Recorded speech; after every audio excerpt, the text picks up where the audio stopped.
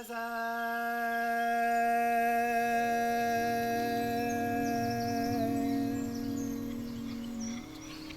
Trails drags on and on.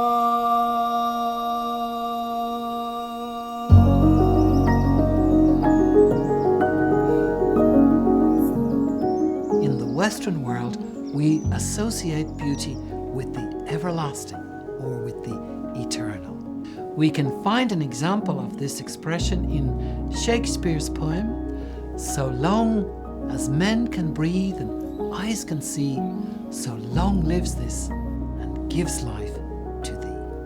Whereas in the Japanese, in the Ise Monogatari, the poet says it is because the cherry blossom is fleeting, it's beautiful, and we should admire it for that very fleeting beauty. Western art feels rather logical and calculated, and it's very symmetrical.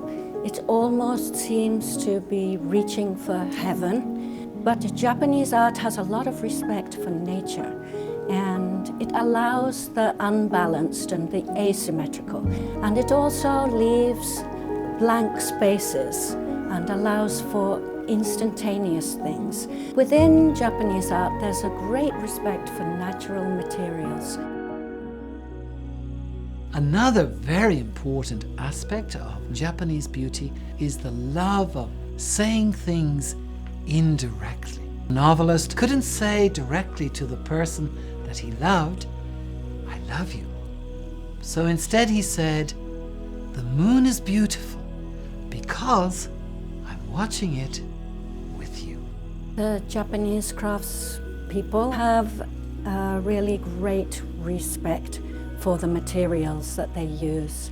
So it's almost like the tools that they use and the materials and the craftsmen themselves become one together to produce a beautiful object.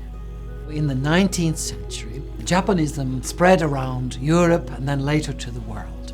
And the famous ukiyo-e artists such as Hokusai presented us with a totally new way of looking at the world. For example, in Hokusai's The Great Wave, we can see a complete transformation of perspective and foreshortening, which had been the background of Western painting for 500 years. Through this revolutionary new way of looking at the world, the Japanese added a totally new dimension to the way in which we perceive things.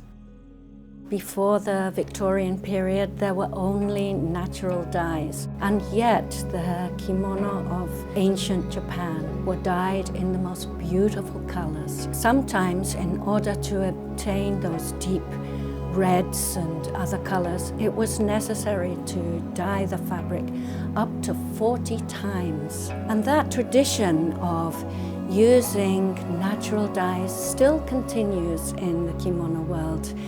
I know people who go out in the early morning to gather the camellia petals that have just dropped that morning and use those for their dye to make their kimono.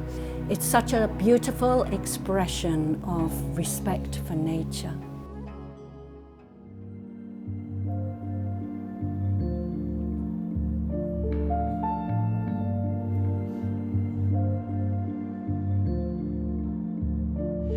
When we think of a classic in literature, we think of something that will be read in 100 years or even 1,000 years.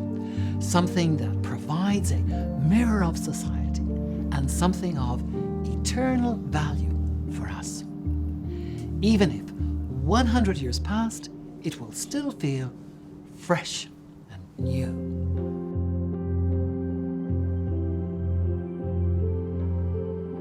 Silk is a very, very important part of Japanese culture. We can find examples in the ancient times in the shosoin. And even in the palace today, there's a special place where the empress cultivates silk. So I was truly delighted to see that you had decided to make silk a central motif in the design of these watches. Japanese silk is very fine and the quality control is really good.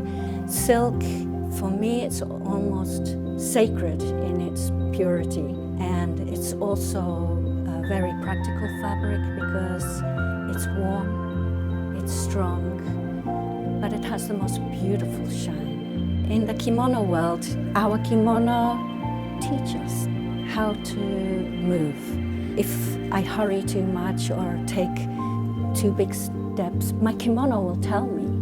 It talks to me and helps me to move more gracefully and be more gentle with people.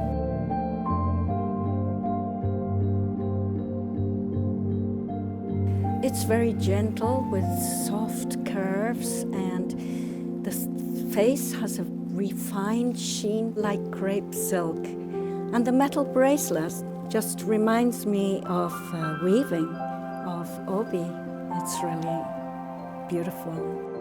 But wearing this one, it feels so soft, supple, comfortable, and graceful.